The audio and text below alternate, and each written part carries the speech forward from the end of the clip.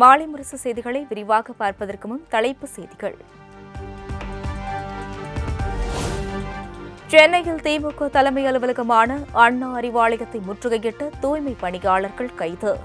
சாலையில் புரண்டு வாகனத்திற்கு அடியில் சென்று படுத்து தூய்மை பணியாளர்கள் ஆர்ப்பாட்டம்.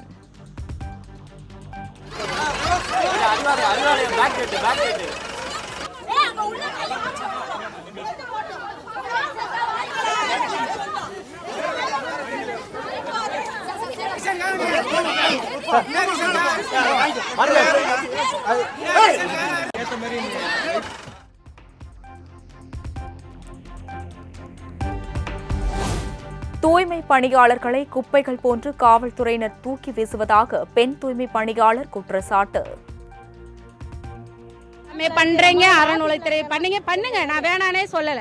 நாங்களும் நாங்க தூய்மை பணியாளர் எவ்வளவு ஒரு சேவை. இதுல உங்க அரசியல் இருக்கிறவங்களோ ஒரு டாக்டரோட பிள்ளையோ ஒரு டீச்சரோட பிள்ளையோ இந்த வேலையை செய்ய முடியுமா? எங்களுடைய வாழ்வாதாரம் வாழணும்னா, என் பிள்ளைங்க அடுத்த கட்ட போகணும்னா எங்களுக்கு. திமுக தங்களுக்கு துரோகம் செய்துவிட்டதாகவும் கைதான பெண் தூய்மை பணியாளர் கதறல்.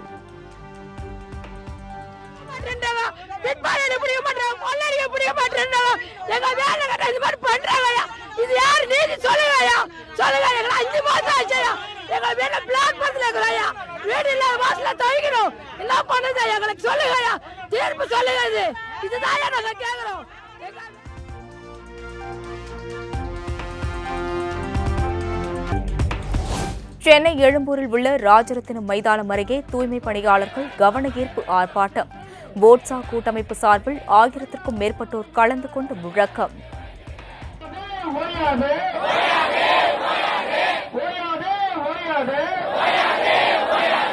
உள்ளாட்சி பணியாளர் தமிழக அரசு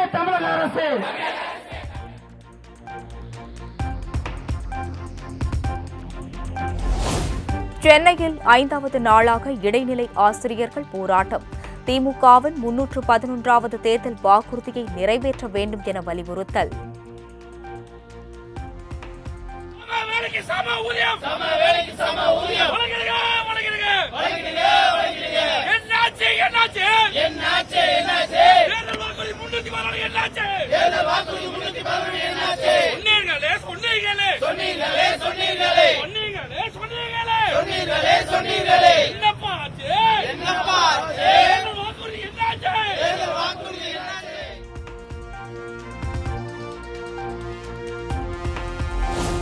தமிழகத்தில் வாக்காளர் பட்டியலில் பெயர் சேர்க்க கோரி இதுவரை 7,28,000 பேர் விண்ணப்பம். படிவங்களை வழங்க வரும் ஜனவரி 18ஆம் தேதி வரை அவகாசம் வழங்கி தேர்தல் ஆணையம் உத்தரவு.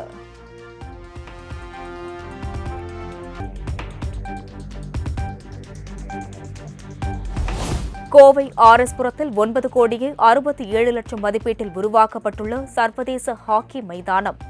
துணை முதலமைச்சர் உதயநிதி ஸ்டாலின் திறந்து வைத்து ஹாக்கி விளையாடி உற்சாகம். ஹாக்கி மைதானத்தை திறந்து வைத்து சிறப்பித்திருக்கும் மாண்புமிகு தமிழ்நாடு துணை முதலமைச்சர் அவர்களுக்கு எங்களின் மனமார்ந்த நன்றியினை துணை முதலமைச்சர் அவர்களை சந்தித்து உரையாடி மகிழ்கிறார்கள். போட்டியினை துவக்கி வைத்து சிறப்பிக்க இருக்கிறார்கள்.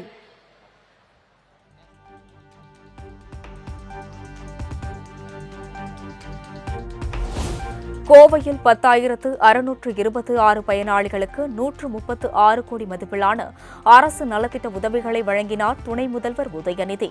பல்வேறு புதிய திட்டப் பணிகளுக்கு அடிக்கல் நாட்டியும் முடிவுற்ற திட்டப் பணிகளை திறந்தும் வைத்தார்.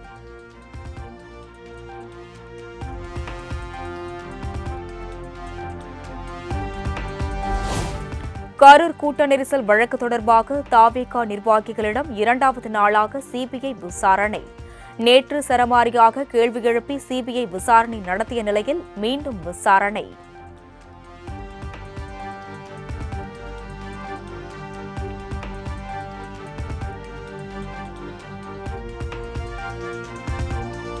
சென்னையில் ஆபரண தங்கத்தின் விலை சவரனுக்கு 3,360 ரூபாய் குறைந்து அதிரடி. தங்கம் விலை கிராமிற்கு 420 ரூபாய் குறைந்து 12,600 ரூபாய்க்கு விற்பனை. வெள்ளி விலை அதிரடியாக கிலோவிற்கு 23,000 குறைந்து 2,58,000 விற்பனை. 1 கிராம் வெள்ளி 258 ரூபாய்க்கு விற்பனையாகிறது.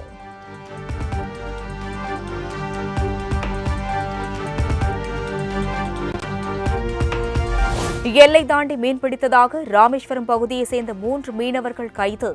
இலங்கை கடற்படையினர் மீண்டும் அட்டூழியம்.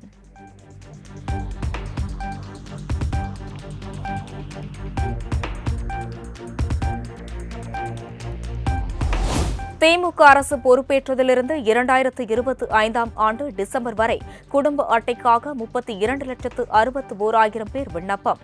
விண்ணப்பித்தோரில் 98.23% குடும்பம் அட்டைகள் வழங்கப்பட்டுவிட்டதாக உணவுப் பொருள் வழங்கல் துறை தகவல்.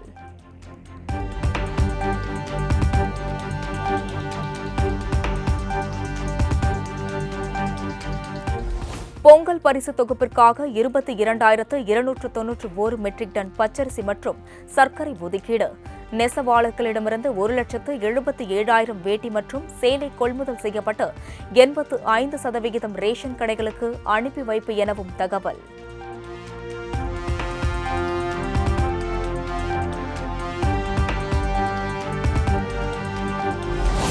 ரேஷன் கடை பணியாளர்களுக்கு புதிய ஊதிய நிர்ணயம் செய்வது தொடர்பாக வரும் 2ஆம் தேதி பேச்சுவார்த்தை. கூட்டுறவு சங்கங்களின் பதிவாளர் அலுவலகத்தில் கூடுதல் பதிவாளர் தலைமையில் நடைபெறும் என கூட்டுறவுத்துறை அறிவிப்பு.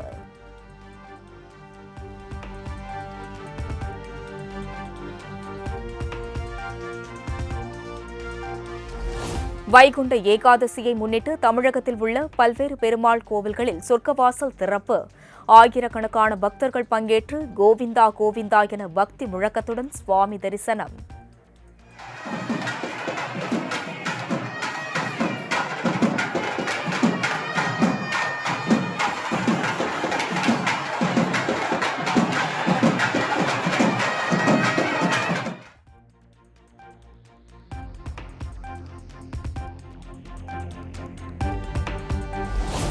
வைகுண்ட ஏகாதசியை முன்னிட்டு திருப்பதி ஏழுமலையான் கோவிலில் தங்க தேரோட்டம் கோலாகலம்.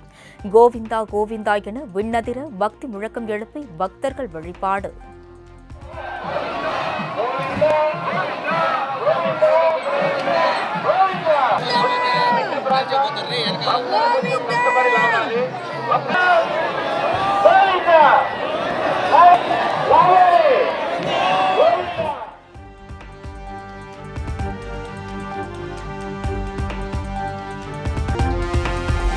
கிருஷ்ணகிரி ஊத்தங்கரை அருகே வெங்காயம் ஏற்றி வந்த லாரி சாலையில் கவிழ்ந்த விபத்து.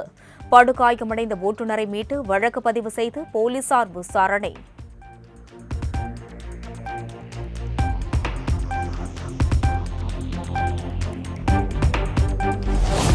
இந்தியாவில் டிஜிட்டல் பண பரிவர்த்தனை அதிகரித்துள்ளதாக ஏடிஎம்மில் பணம் எடுப்பது குறைவு.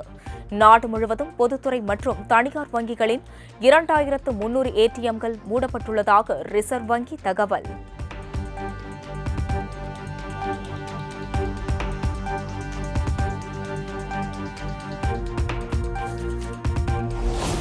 மகர விளக்கு பூஜைக்காக சபரிமலை ஐயப்பன் கோவில் நடை இன்று திறப்பு. தந்திரி கண்டரரு மகேஷ் மோகனரு முன்னிலையில் மேல்சாந்தி பிரசாத் நம்பூதிரி நடையை திறந்து வைத்து தீபாராதனை நடத்துகிறார்.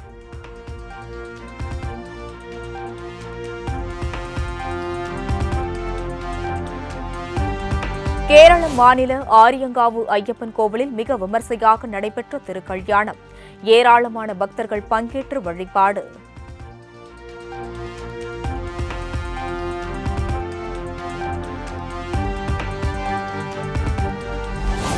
வங்கதேசத்தின் முன்னாள் பிரதமரும் வங்கதேச தேசியவாத கட்சியின் தலைவருமான கலிதா ஜியா காலமானார். இதயம் மற்றும் நுரையீரல் தொற்றுக்கான மருத்துவமனையில் அனுமதிக்கப்பட்டிருந்தவர் சிகிச்சை பலனின்றி உயிரிழப்பு.